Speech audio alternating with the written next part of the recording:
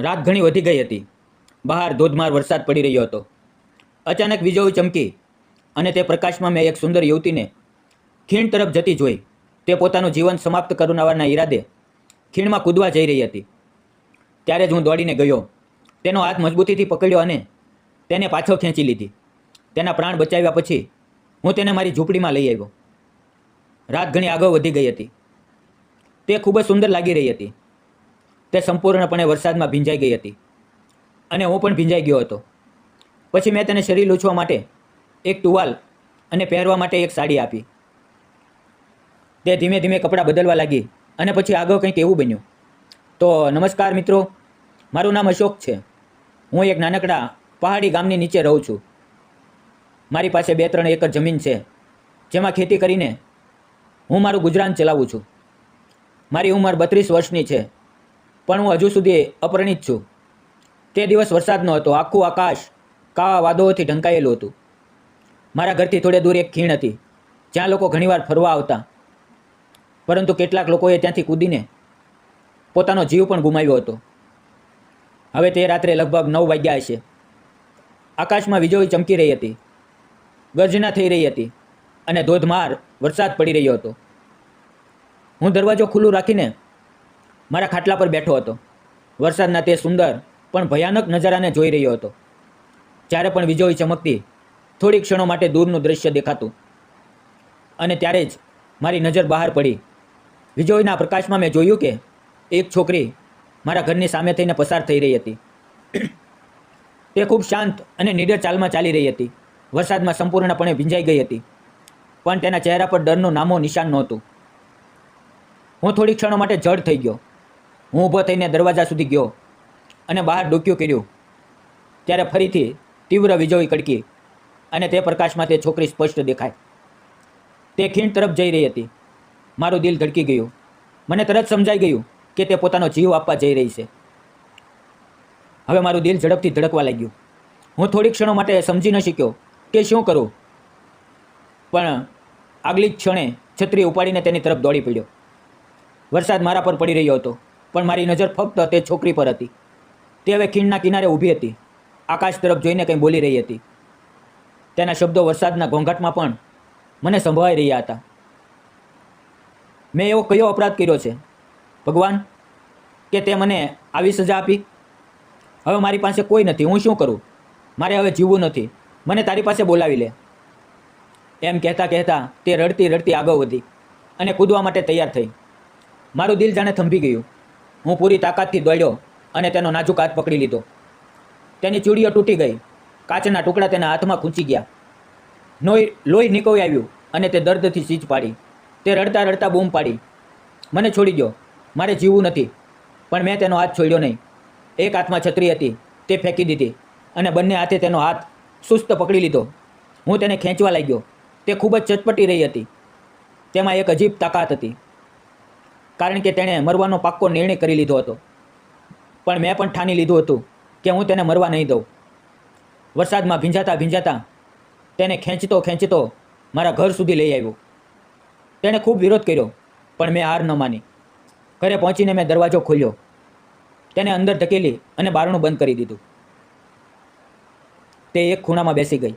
તેનું આખું શરીર કાંપી રહ્યું હતું. વાવ પાણીથી ભીંજાઈ ગયા હતા. ચહેરા પર પાણી અને આંસુ એક સાથે વહી રહ્યા હતા. હું તેની પાસે ગયો. તેને સમજાવવાનો પ્રયાસ કર્યો, પણ તે કંઈ સાંભળવા તૈયાર નહોતી. તે સતત રડી રહી હતી, મને મરવા દો, મારે હવે જીવવું નથી. એવું કહેતા મારું દિલ પીગળી ગયું. મેં ધીમેથી તેને સાંત્વના આપી, પણ તે માની નહીં. આખરે મને ગુસ્સો આવ્યો અને મેં તેના ગાલ પર હળવી થપ્પડ મારી. તે ચોંકી ગઈ. થોડી ક્ષણો માટે શાંત થઈ ગઈ. તેણે પોતાનો ચહેરો ઢાંકી દીધો અને પછી ફૂટી ફૂટીને રડવા લાગી. પણ આ વખતે તેના આંસુમાં દર્દ અને લાચારી હતી. અમે બંને સંપૂર્ણપણે ભીંજાઈ ગયા હતા. મને ઠંડી લાગી રહી હતી, પણ તેની હાલત જોઈને હું વધુ સિહરી ઉઠ્યો. મને લાગ્યું કે તેને પણ ઠંડી લાગી હશે. તેથી હું અંદર ગયો, એક ટુવાલ લાવ્યો અને તેને શરીર લૂછવા માટે આપ્યો. પછી હું બીજા રૂમમાં જઈને મારા કપડાં બદલ્યા. થોડી વાર પછી જ્યારે હું પાછો આવ્યો, ત્યારે તેણે ટુવાલથી પોતાનું શરીર લૂછી લીધું હતું. તેનો ચહેરો હજુ પણ ભીનો હતો. મેં મારી માતાની એક જૂની સાડી તેને આપી. મારી માતા હવે આ દુનિયામાં નથી, પણ તેમની સાડીઓ મેં આજ સુધી સાચવીને રાખી છે. તેમાં માતાના સ્નેહની સુગંધ હતી. તેથી તે સાડી મેં તે છોકરી સોનાલીને આપી, જેથી કદાચ તેને થોડું સુકૂન મળે. હું પછી થોડી વાર માટે તેને એકલી છોડીને બહાર ચાલ્યો ગયો. જ્યારે પાછો આવ્યો ત્યારે તે સાડી પહેરીને ખૂણામાં શાંત બેઠી હતી. તેની આંખોમાં હજુ પણ ડર અને દર્દ હતું. મેં ધીમેથી પૂછ્યું, તું કોણ છે? ખીણમાં પોતાનો જીવ આપવા કેમ ગઈ હતી? એવું શું બન્યું? પણ તે કંઈ બોલી નહીં. તેની ચુપ્પીએ મારું દિલ ચીરી નાખ્યું. થોડી વારની શાંતિ પછી તે અચાનક બેકાબૂ થઈ ગઈ. તેની આંખોમાં આંસુઓથી ભરાઈ ગઈ અને તે બોલી, મારું નામ સોનાલી છે. હવે મને આ દુનિયામાં જીવવાની ઈચ્છા નથી રહી. 2 વર્ષ પહેલાં મારા લગ્ન થયા હતા. અમે ખૂબ ખુશ હતા. મને લાગ્યું હતું કે હવે મારું જીવન સુધરી ગયું છે. પણ એવું નહોતું. અમિત, મારો પતિ, ઓફિસની એક છોકરીને પ્રેમ કરવા લાગ્યો. ધીમે ધીમે તેનું ધ્યાન મારાથી હટવા લાગ્યું. મારું દર્દ તેને દેખાતું બંધ થઈ ગયું. તે છોકરીને મળવા જવા લાગ્યો. તેને ઘરે પણ લાવવા લાગ્યો. મારી સામે જ તેની સાથે હસી મજાક કરતો, વિચિત્ર હરકતો કરતો. મારું દિલ રોજ તૂટી ગયું. મેં તેને સાચા દિલથી ચાહ્યો હતો, પણ હવે તેને મારી કદર નહોતી. ગઈકાલે તો તેણે હદ કરી દીધી. તે છોકરી સાથે લગ્ન કરીને ઘરે આવી ગયો. મારો બધો પ્રેમ, બધા સંબંધ તે ક્ષણે સમાપ્ત થઈ ગયા. હું સંપૂર્ણપણે તૂટી ગઈ હતી, વિખરાઈ ગઈ હતી. હવે જીવનની ઈચ્છા જ સમાપ્ત થઈ ગઈ હતી. આજે આખો દિવસ હું કોઈ મંજિલ વિના ભટકતી રહી. મને ક્યાંય સુકૂન ન મળ્યું. મને કોઈ ઠેકાણું ન મળ્યું. તેથી હું તે ખીણ તરફ ચાલી આવી, જેથી ત્યાં કૂદીને બધું હંમેશા માટે સમાપ્ત કરી દઉં. પણ ત્યારે જ તમે આવ્યા અને મને બચાવી લીધી. સોનાલી આ બધું રડતા રડતા કહી રહી હતી. તેના શબ્દોમાં જે લાચારી અને નિરાશા હતી તે સાંભળીને મારું દિલ પણ પીગળી ગયું. મને ખૂબ દુઃખ થયું, પણ હવે મેં નક્કી કરી લીધું હતું કે હું તેનું જીવન ફરીથી સંભાળીશ. મેં તેના ખંભા પર હાથ મૂકીને કહ્યું, ચિંતા ન કર, બધું ઠીક થઈ જશે. જીવનમાં બધું ખતમ નથી થતું. ક્યારેક ને ક્યારેક ફરીથી ઉજાસ દેખાય છે. મેં પૂછ્યું, ત્યાં કંઈ ખાધું છે? તેણે કંઈ ન કહ્યું, પણ તેને ચૂપકીથી મને સમજાઈ ગયું કે તેણે કંઈ ખાધું નથી. હું રૂમમાં ગયો અને રસોડામાંથી બચેલી એક રોટલી અને શાક લઈને થાળીમાં પીરસીને લાવ્યો. મેં તેની સામે મૂકી દીધી અને શાંત અવાજે કહ્યું, પહેલાં થોડું ખાઈ લે. શરીરને તકલીફ આપીને કંઈ હલ નથી થતું. પહેલાં ખાઈ લે, પછી બાકીની વાતો કરશું. પહેલાં તો તે તૈયાર ન થઈ, પણ મેં પ્રેમથી સમજાવ્યું. ધીમે ધીમે તેણે થોડું ખાધું, પાણી પીધું અને થોડી શાંત થઈ. તેના ચહેરા પર હજુ પણ દર્દ હતું, પણ તેની આંખોમાં એક હળવી કૃતજ્ઞતા ઝળકી રહી હતી.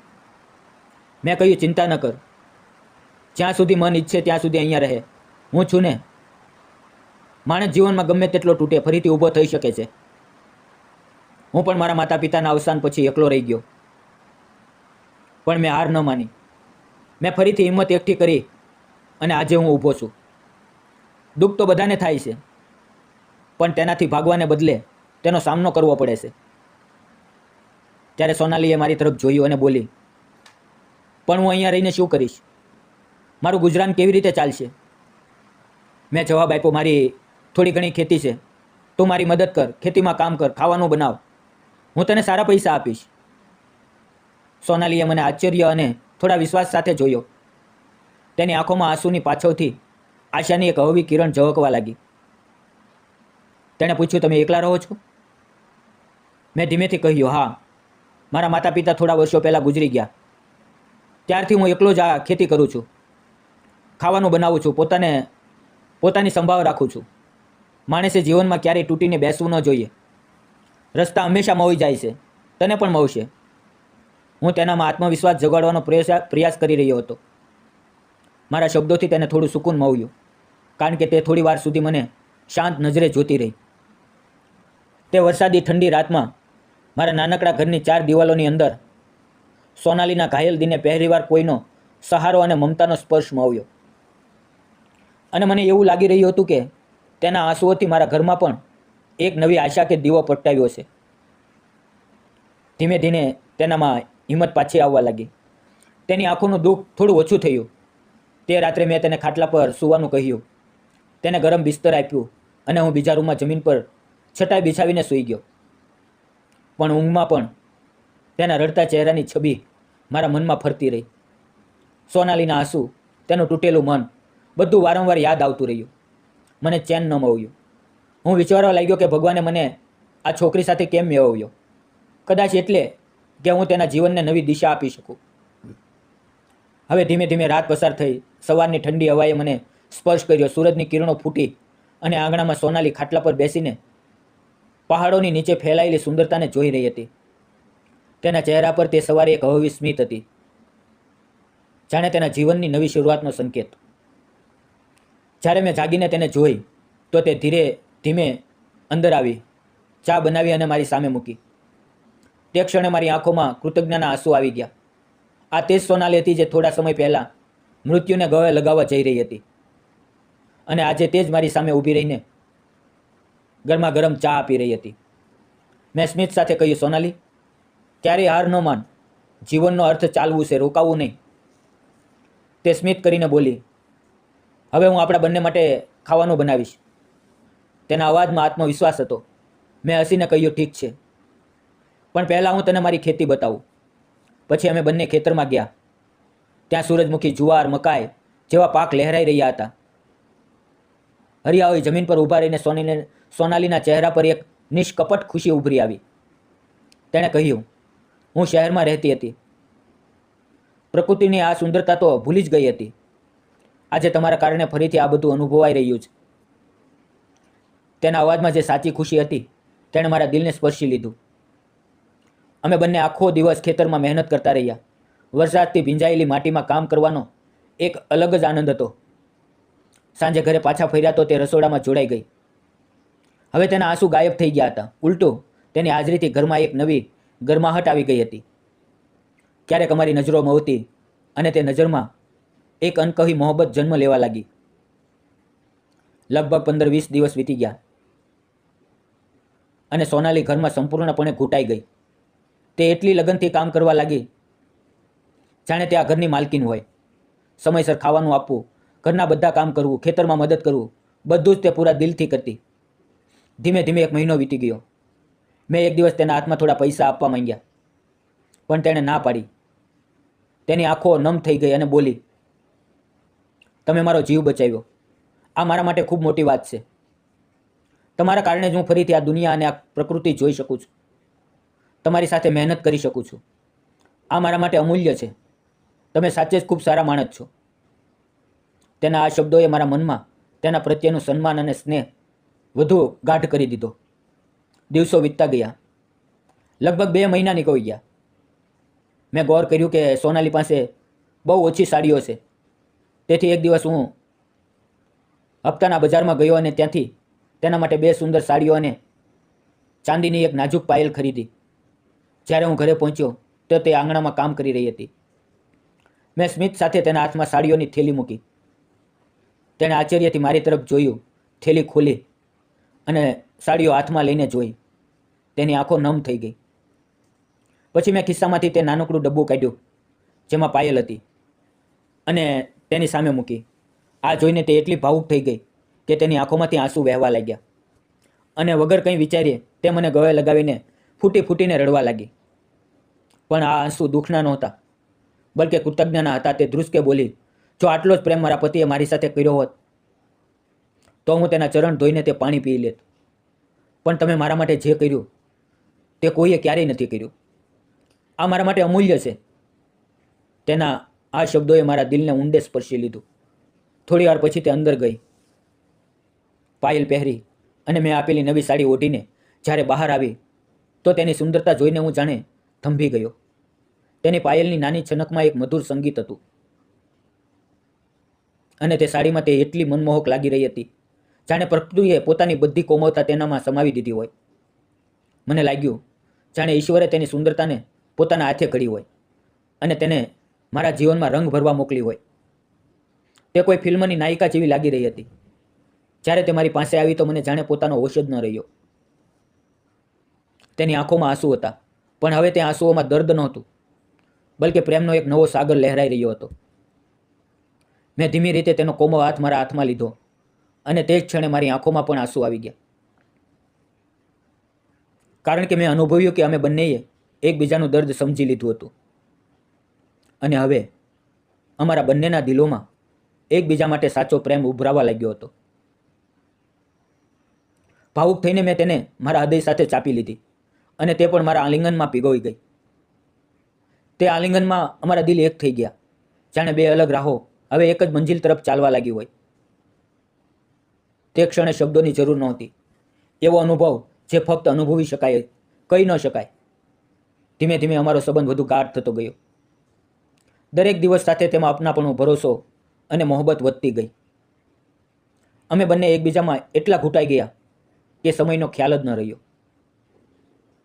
6-7 મહિના આવી જ રીતે પસાર થઈ ગયા અને પછી એક દિવસ અમે લગ્ન કરવાનો નિર્ણય લીધો. ગામના એક જૂના મંદિરમાં ભગવાનની સાક્ષીએ અમે ગામવાળાઓના આશીર્વાદથી અમારું લગ્ન શરૂ થયું.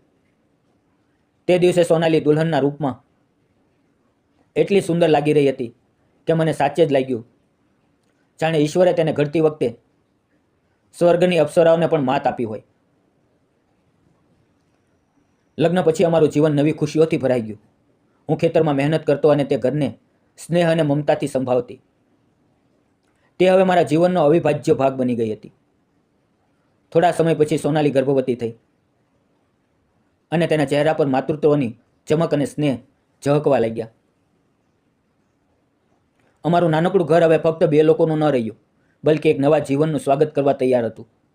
અમારા જીવનમાં હવે પ્રેમ, હાસ્ય, આશા અને ખુશીઓની ફુવારા પણ હતા.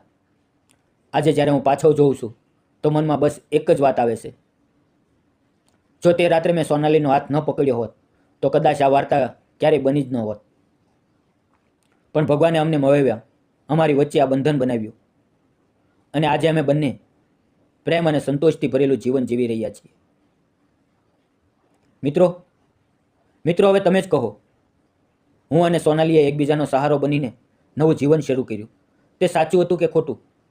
તમારા વિચારો જરૂર જણાવજો. જીવન ગમે તેટલું કઠિન લાગે, હાર માનીને બેસવું એ ઉકેલ નથી. દુઃખ, ધોખો, એકલતા આ બધું જીવનનો ભાગ છે. પણ આ જ અંધારામાંથી નવી આશા, નવા સંબંધ અને નવી શરૂઆત જન્મે છે. જો સોનાલી જેવી છોકરી હાર માની લે તો તેનું જીવન ત્યાં જ સમાપ્ત થઈ ગયું હોત. પણ તેને સહારો, વિશ્વાસ અને સાચો પ્રેમ મળ્યો. તેથી તેનું જીવન ફરીથી ખીલી ઉઠ્યું. તેથી યાદ રાખજો, દરેક અંધારી રાત પછી એક નવો સૂર્યોદય જરૂર થાય છે. જીવન ક્યારેય રોકાતું નથી. બસ થોડી ધીરજ, વિશ્વાસ અને કોઈનો સાથ હોય તો ફરીથી જીવવું શક્ય છે. જો મારી અને સોનાલીની પ્રેમ કથાએ તમારા દિલને સ્પર્શ કર્યું હોય તો આ વાર્તાને લાઈક કરજો, તમારા મિત્રો સાથે શેર કરજો અને મારી ચેનલને સબસ્ક્રાઈબ કરવાનું ન ભૂલતા. કારણ કે કદાચ અમારી આ નાનકડી વાર્તા, આ પ્રેમ કથા કોઈના જીવનમાં ફરીથી જીવવાની પ્રેરણા બની જાય. મિત્રો, વિડીયોમાં આવેલા નામ, પાત્ર અને ઘટના ફક્ત કાલ્પનિક હતા. તેનો કોઈ પણ વ્યક્તિ, જાતિ કે ધર્મ સાથે સંબંધ નથી. આ વાર્તા ફક્ત મનોરંજન અને શૈક્ષણિક ઉદ્દેશથી બનાવવામાં આવી હતી. તેને અન્યથા ન જોશો. મિત્રો, ફરી મળશું આવતીકાલે. ત્યાં સુધી તમારું ધ્યાન રાખજો.